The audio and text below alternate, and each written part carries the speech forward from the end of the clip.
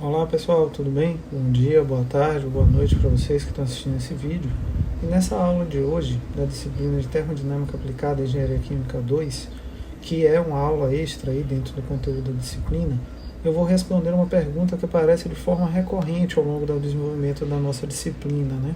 Que é como que a gente consegue obter parâmetros para a equação de Antoine para um determinado componente que a gente não encontra na literatura, tá?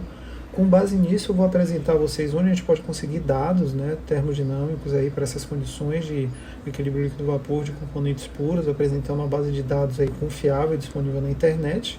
E depois a gente vai usar o solver Excel para que a gente consiga fazer a regressão e obtenção de dados para esses parâmetros para um determinado componente. Então, bora lá.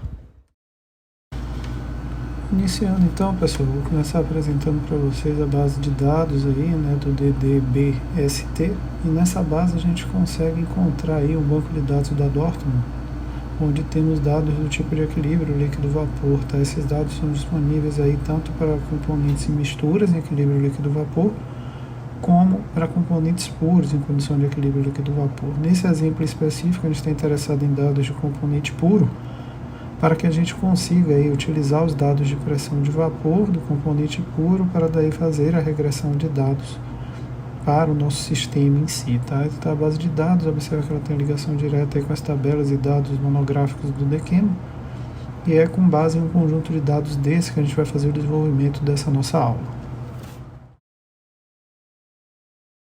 Passando para o Excel, pessoal, o que eu estou fazendo aqui é pegar um compilado de dados originário lá do DDTPS e trazer aqui para o Excel, tá? Eu digitei esses dados. Aqui eu adicionei dados de ponto triplo, temperatura crítica e pressão crítica do componente envolvido. Ponto triplo é a região onde a gente vai ter as três condições de equilíbrio coexistindo, né? A gente vai ter as fases sólida, líquida e vapor. No vídeo aí vocês conseguem observar isso para um determinado componente, a condição no qual a gente verifica essa formação das três fases. E o ponto crítico ele é definido aí como condição específica de temperatura e pressão acima da qual a gente não consegue mais diferenciar as fases da matéria. Nesse outro vídeo que está passando aí agora na tela para vocês, vocês vão poder acompanhar a transição do ponto crítico para o dióxido de carbono supercrítico. Então vocês vão verificar que a fase líquida começa a sumir com o aumento da pressão até um determinado ponto onde ela efetivamente desaparece, isso ocorre muito próximo da temperatura de 73 bar ali, que é a pressão crítica desse composto, e aí vocês vão ver uma fase única, né, como se fosse uma fase gasosa presente no sistema, e isso representa que a gente atingiu o ponto crítico do componente. O ponto crítico está marcado aí no gráfico em azul e o ponto triplo em amarelo. A partir de agora, a gente vai passar para essa região inferior aí do gráfico, onde a gente vai construir os gráficos em si, né, variando os valores dos parâmetros para a equação de Antoine, ali o A, o B e o C. Para quem não lembra, esse formato aí da direita é o da equação de Antoine. A gente tem o linha da pressão de saturação igual a um coeficiente A menos um B dividido por T mais C.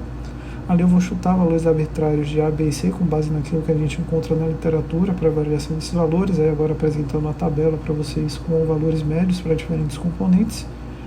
E vou digitar essa equação ali, né, tomando cuidado efetivo de fixar os valores das constantes A, B e C dentro da equação antes de arrastá-la para baixo. Tá? Vocês vão ver que eu não fixei ali o valor da constante C. E por conta disso a gente tem uma variação aí diferente do que a gente espera para o gráfico. Depois eu vou retornar e vou corrigir essa não fixação ali da constante C dentro do meu gráfico. Tá? Mas vocês conseguem observar que a gente vai ter aí um comportamento apresentado para essa curva e a gente vai, na realidade, comparar o comportamento dessa curva que a gente está calculando em relação à curva experimental. E para isso a gente vai se utilizar da estrutura que o solver vai fornecer para a gente minimizar os desvios encontrados nessa curva. Esse é o procedimento de otimização básico que iremos implementar aqui neste tópico específico dessa aula dentro do Excel. A partir de agora a gente vai passar então a calcular essas diferenças entre a curva normal e a curva otimizada. Atento ao fato que eu não tinha fixado o valor do último parâmetro antes de arrastar a célula, tá? Nesse ponto aqui eu já fiz essa correção, já fixei o valor desse último parâmetro e parti efetivamente para a realização dos cálculos aí com esses parâmetros. O primeiro ponto que eu vou calcular é a diferença, né, que a gente tem entre o valor calculado por essa equação com esses parâmetros arbitrários que eu coloquei e o valor da pressão de saturação experimental que eu obtive na base de dados. Depois eu elevei essa diferença ao quadrado para tirar variações positivas e negativas entre os valores. E com base nessa diferença quadrática, eu vou escrever uma célula ali de soma, tá? Eu vou somar todas essas diferenças quadráticas. Essa soma vai fornecer a minha função objetiva, ou seja, aquilo que eu quero que seja o mínimo possível dentro do cálculo que eu vou realizar aí para a variação dos parâmetros com auxílio do Solver Excel. Então, fixando ali a função objetiva e declarando ela com uma cor diferente, né? Coloquei cor vermelha para facilitar o acompanhamento. Vocês conseguem observar aí a tendência, né, para esse comportamento aí. Observem que eu estou em um valor muito alto ainda da função objetiva, né? Se eu quero que ela seja o mínimo possível, ela está em um valor ainda muito alto.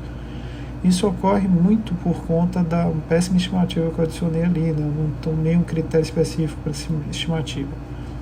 Ali, só para dar uma ênfase, eu marquei em cinza tudo aquilo que eu estou calculando no meu problema, e em laranja tudo aquilo que foi dado, né, que eu obtive na base de dados. Então agora eu vou partir ao solver em si. No solver eu vou indicar como célula ali, como função, célula objetiva, essa somatório que eu escrevi dos desvios quadráticos. Vou pedir que ele assuma o valor de mínimo variando células variáveis. Lembra de desmarcar ali aquela caixinha que deixa as variáveis a não assumirem valores negativos, tá? Lembre-se que tem uma das variáveis que pode ser negativa. Então ali, só para a gente ter uma ideia da magnitude do número, é uma função objetiva que foi para 0.0298, um valor razoavelmente baixo. A gente consegue ver essa concordância aí entre o gráfico ali apresentado, né? A linha preta representa o que é calculado, a linha azul o experimental, e vocês podem observar ali que a gente está numa região razoavelmente próxima de comportamento para as duas. Agora eu vou calcular esse desvio, tá? Para a gente ter uma ideia melhor da magnitude do número. Então eu estou calculando o módulo da pressão calculada menos a pressão experimental dividida pela experimental, e a gente já consegue observar desvios muito altos para alguns dos pontos, especialmente na região de baixa temperatura ali, né, na região inicial do gráfico. Essa posição inicial, a equação de Antoine sabidamente apresenta uma deficiência de cálculo nessa região. Então agora eu parti para o cálculo da média desses valores. Para a gente ter um número, vocês vão observar que a gente tem um desvio médio aí de 13% nessa região, que é um desvio bastante significativo, especialmente considerando aplicações de engenharia. Com base nesse desvio alto e completamente justificado, porque eu estou considerando esses dados da porção inicial aí que vocês conseguem ver, o que eu estou selecionando agora, eu vou gerar um novo processo de otimização para esse sistema, tá? Eu vou selecionar efetivamente aqueles dados que tem o comportamento normalmente descrito por dados desse sentido, tá? Dentro desse aspecto aí do que é a equação de Antoine, do que a equação de Antoine usa. Então eu vou remover os dados, né? Aí vocês vão observar que dá um erro de referência, porque eu tirei alguns dos parâmetros da conta. Então eu vou desfazer a operação e decido por criar uma nova célula. Vou criar uma célula nova, incluindo apenas os dados experimentais nos quais eu tenho interesse, que estão ali mais ou menos na faixa de temperatura intermediária da tabela, tá? Vocês vão ver que eu vou selecionar ali uma temperatura específica, que é a de 293,89, e vou partir dela para fazer a análise. Basicamente o que eu fiz foi tirar aqueles pontos iniciais ali, mais próximo das expressões muito baixas do gráfico. Então eu transcrevi esses dados ali para o lado direito do meu gráfico, né? E incluí aí as variações que eu tenho que calcular com base no desenvolvimento, estabelecendo ali novos valores de parâmetros para o meu sistema. Então a partir de agora eu reescrever o equacionamento que eu já tinha escrito, tá? Chutei ali novamente os valores novos para A, B e C, vou criar uma nova função objetiva para essa tabela nova e vou aí calcular novamente todos os meus parâmetros, tá? Vou escrever de novo a equação de Antoine, exponencial de A menos B dividido por T mais C, né? Lembrando que a temperatura é a única variável que a gente tem aí dentro desse cálculo em si. Lembra-se também que a gente tem que fixar os valores das constantes A, B e C. E a partir daí a gente tem cálculos específicos aí para expressões de saturação, efetivamente falando. Vou passar então a calcular os valores das diferenças. Como vocês podem observar, a estimativa que eu dei agora foi muito pior do que a estimativa anterior que eu já tinha utilizado, tá? Vocês vão conseguir observar isso quando eu calcular o somatório aí dessa diferença quadrática. Vocês vão ver que ela assume um valor absurdamente alto, muito em decorrência, claro, desses valores muito ruins que eu estou colocando ali para os parâmetros, tá? Vocês veem que eu estou variando os parâmetros, essa variação resulta em alterações ali, no comportamento do meu sistema, e eu estou aí fazendo essas alterações justamente para verificar se eu consigo uma estimativa inicial melhor para facilitar o meu processo de otimização aí com o Solver Excel. Os processos de otimização convencionais que o Solver usa, no caso ele usa um algoritmo de gradiente reduzido generalizado, depende bastante ainda dessas estimativas iniciais de qualidade para que a gente consiga efetivamente calcular. Tá? Como vocês podem ver, o número é muito alto. Então eu abri o Solver e fui fazer uma primeira otimização para esse caso. Então eu selecionei essa nova função objetivo para que ela assumisse o valor de mínimo alterando o valor das células. Pedi para o Solver resolver, ele reduziu, mesmo assim ele encontrou um valor muito alto ali, ó. Observe que eu encontrei o valor de 39 para a minha função objetivo, que é um indicativo que ela ainda pode melhorar, tá? Então, para aquela melhora, eu vou lá e vou rodar o Solver de novo com base nesses parâmetros iniciais aí, que eu já tinha, né, que eu tinha acabado de calcular. E observe que eu fui para um valor bem mais aceitável de 0,031.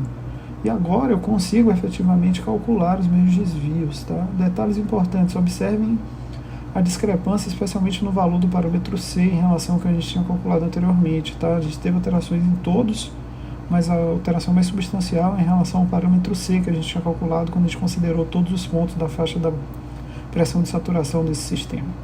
Então, calculando os desvios, vocês vão poder observar aí que a gente encontra um desvio bem mais baixo para esse nosso sistema.